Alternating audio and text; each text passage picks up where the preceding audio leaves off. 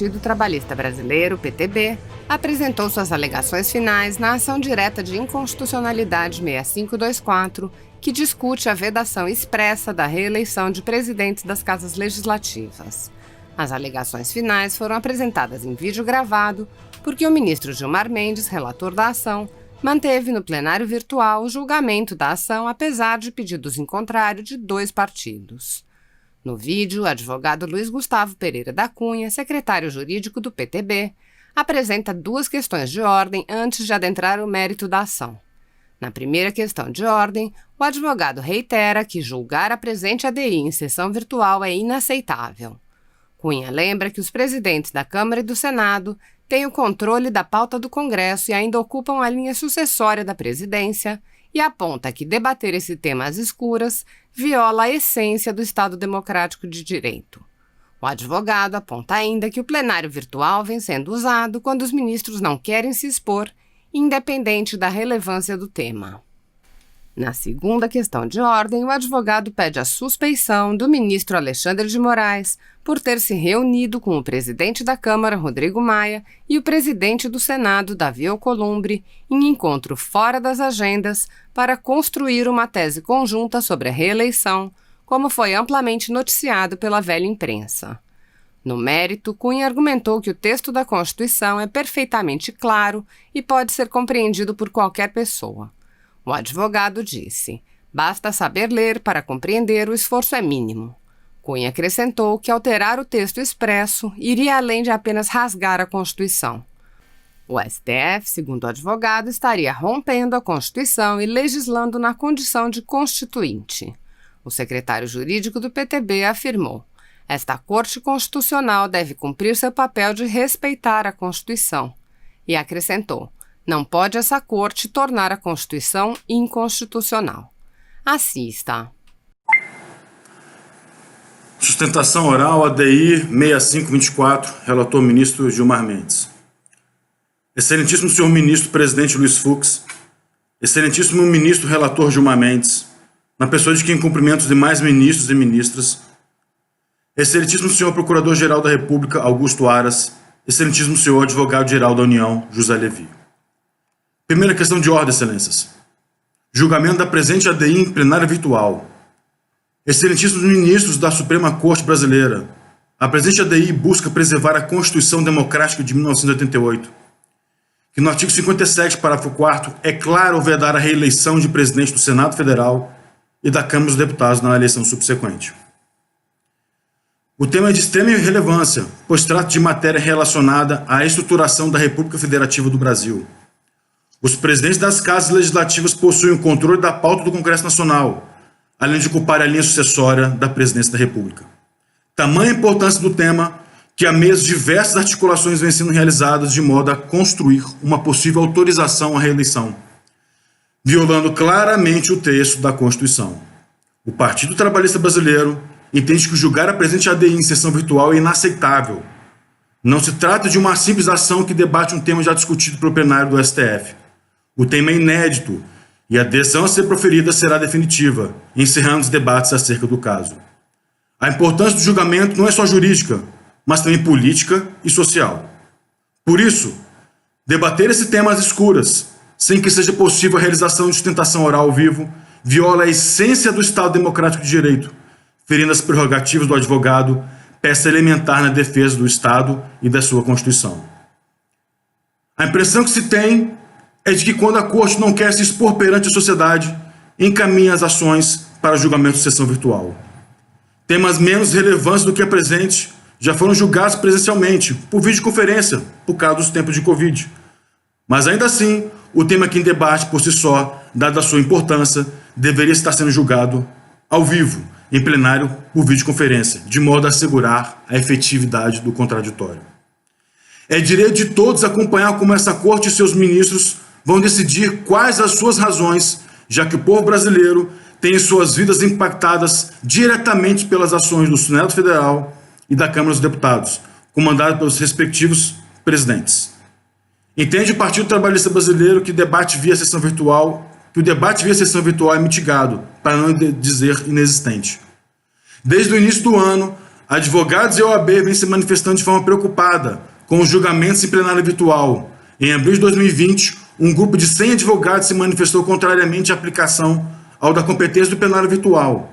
No dia 5/11 de 2020, o Conselho Pleno da OAB Nacional aprovou, por unanimidade, proposta para encaminhar ofício a essa Corte e ao CNJ com a finalidade de garantir a sustentação oral em tempo real.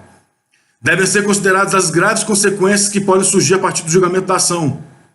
E é por isso que o debate da temática deve ser o mais amplo possível, assegurando o pleno contraditório de todas as partes envolvidas. Ressalta-se que a ADI não é a espécie de ação que deve ser julgada preferencialmente em ambiente eletrônico. Não existe justificativa para que a ADI seja julgada em sessão virtual, mas existem diversas justificativas para que seja julgado via conferência ao vivo. Vejamos quais são.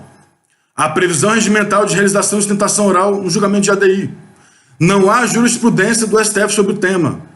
As especificidades do caso exigem uma análise mais cuidadosa, pois o tema é de extrema relevância jurídica e política, como deve ser a Constituição interpretada e a possibilidade de permitir reeleições subsequentes, sem limites ou não.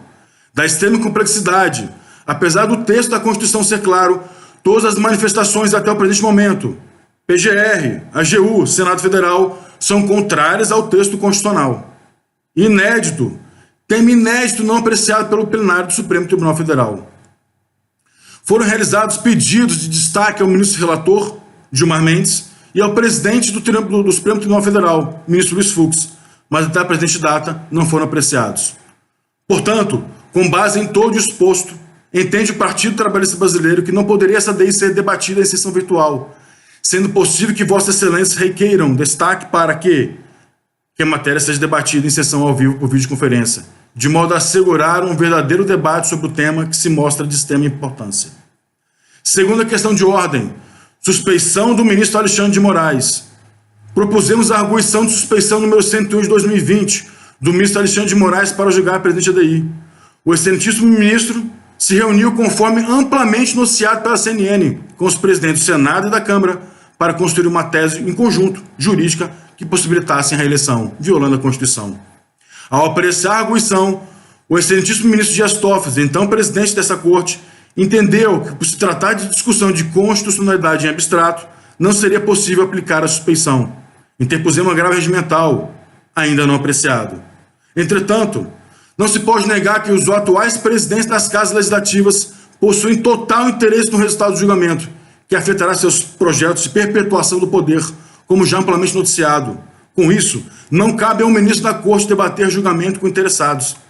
Desta forma, mantendo o entendimento de que o excelentíssimo ministro Alexandre de Moraes deveria se abster de participar do presente julgamento, vê-se que as conversas com os atuais presidentes das casas legislativas, fora da agenda oficial de todos os envolvidos, é ato antirrepublicano e antidemocrático.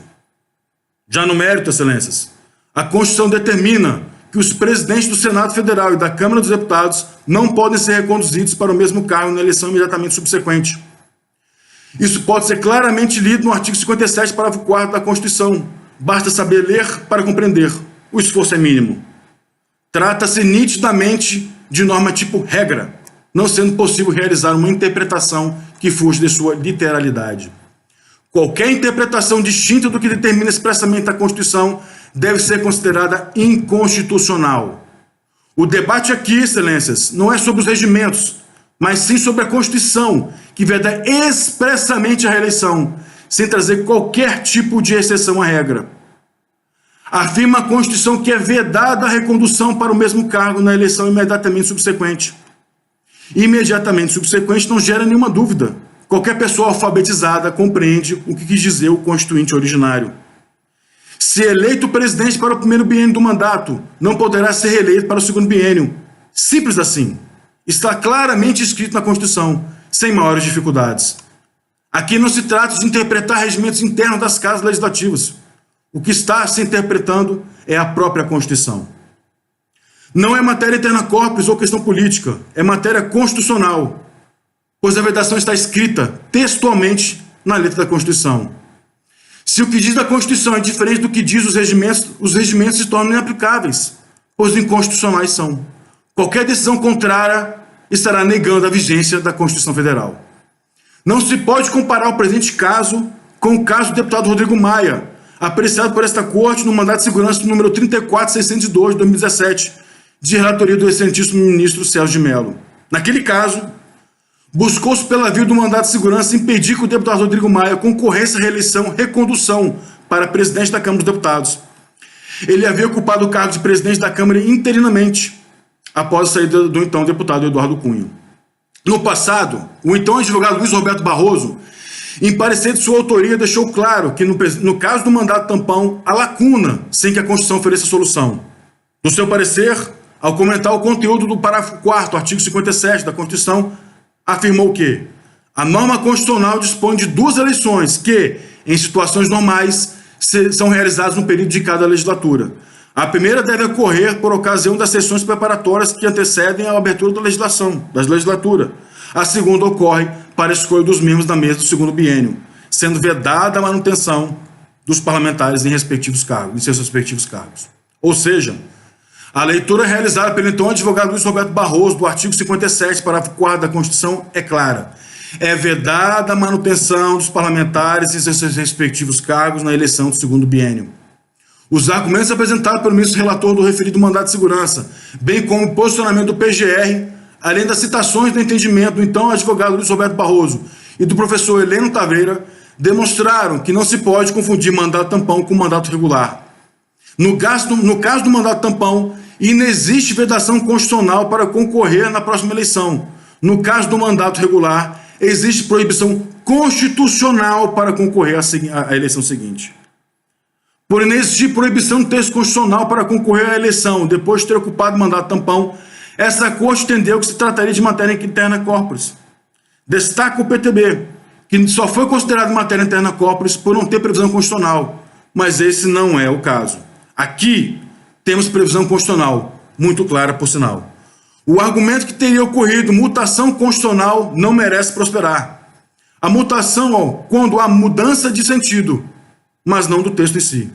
Segundo o entendimento do ministro Luiz Roberto Barroso, se o sentido novo que se quer dar não couber no texto, será necessária a convocação do Constituinte Reformador. E é exatamente isso que se tem de se evitar, dar à norma constitucional sentido que não cabe no texto.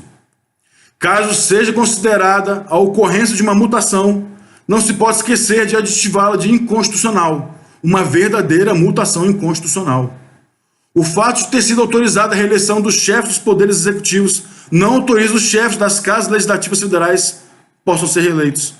Se o Constituinte derivado quisesse, teria também alterado a Constituição para permitir a reeleição dos presidentes da Senado e da Câmara, mas não fez. A vedação continua escrita no texto constitucional, devendo ser respeitada. Essa Corte Constitucional deve cumprir o seu papel de preservar a Constituição. Qualquer interpretação contrária ao que se extrai de uma simples leitura do texto constitucional será como rasgar a Constituição Federal.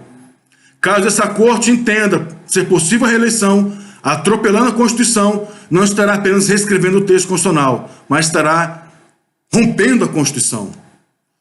O colar dos pedaços da Constituição será tarefa árdua, que durará décadas, com um custo jurídico, político e social sem precedentes, sem que exista certeza de que a colagem ficará boa, como era a obra antes de ser rasgada. Não pode essa Corte tornar a Constituição inconstitucional, escolhendo quem vai comandar as casas legislativas. Essa tarefa compete à Constituição e não ao Poder Judiciário. Seguir a Constituição não pode ser considerado questão interna corporis. Caso essa Corte permita que o texto da Constituição seja desconfigurado, autorizando a reeleição imediatamente subsequente, estará desobedecendo a Constituição e as consequências jurídicas, políticas e sociais serão gravíssimas.